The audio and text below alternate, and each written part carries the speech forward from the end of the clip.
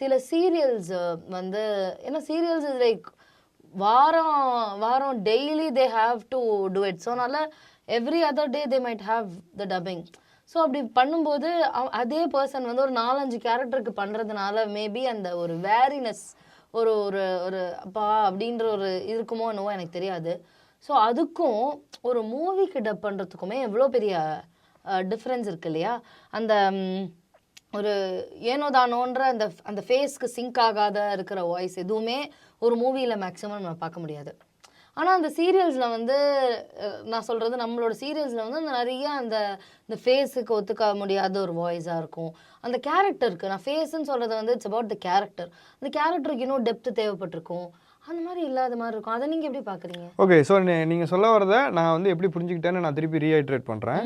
இப்போ for example ஒரு police character ஒருத்தர் பண்ணுறாரு, அவர் நல்ல ஒரு ஜைஜான்டிக்கான ஒரு இதில் இருக்கார், ஒரு எஸ்பி டிஎஸ்பி லெவலில் பண்ணுறாரு.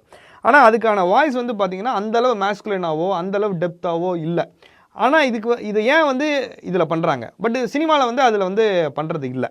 ஸோ இதை வந்து எப்படி நம்ம எடுத்துக்கலாம் அப்படின்னா 2 வகையாக எடுத்துக்கலாம். நீங்கள் சொன்ன மாதிரி பார்த்துட்டா ஒரே ஆள் மல்டிபிள் சீரியல்ஸுக்கு மல்டிபிள் கேரக்டர்ஸுக்கு பேசுகிறாங்க. இதுக்கு காரணம் என்னவா இருக்கும்னு நீங்கள் நினைக்கிறீங்க? பட்ஜெட்டு.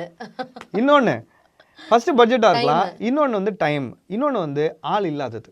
இப்போ இதே மாதிரி பேசுகிறவங்க இன்னொருத்தங்க இருந்தாங்கன்னா அவங்களே யூஸ் பண்ணியிருக்க போகிறாங்க.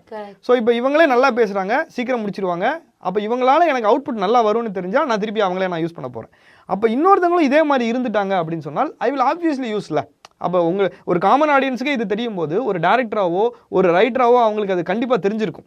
ஸோ அப்பையும் அதை ஏன் அவங்க யூஸ் பண்ணுறாங்கன்னா because of scarcity of people. So கண்டிப்பாக வந்து அந்த லெவலில் பீப்புள் வர ஆரம்பித்தாங்க அப்படின்னா obviously serial also will look as good as மூவியில் பார்த்தீங்கன்னா we have more time.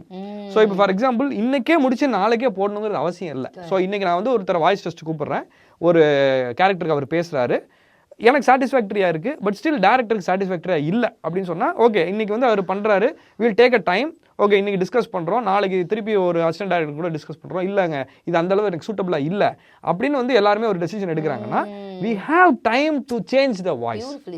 So சீரியல்ஸில் வந்து பார்த்தீங்கன்னா daily we have to produce அப்படின்ற போது இன்றைக்கி வந்து வாய்ஸ் நல்லா இல்லைன்னா கூட அது எனக்கு தெரிஞ்சிட்டா கூட வேறு ஆப்ஷன் இல்லை, நாளைக்கு என்னால் அதை போஸ்ட் பண்ணாமல் இருக்க முடியாது. ஆமாம், மாற்றவும் முடியாது. பிகாஸ் அது வந்து மக்களோட ஒட்டி இருக்கும், ஒரு கண்டினியூட்டி இருக்கும். ஸோ இப்போ சீரியலில் போடுவாங்க இன்று இவருக்கு பதில் இவர் நடிப்பார் அப்படின்னு போடுவாங்க. ஆனால் வாய்ஸ் அப்படி மாற்ற முடியாது, இவருக்கு பதில் இவர் பேசுவார் அப்படின்னு போட முடியாது. ஸோ அதனால தட் வில் கண்டினியூ.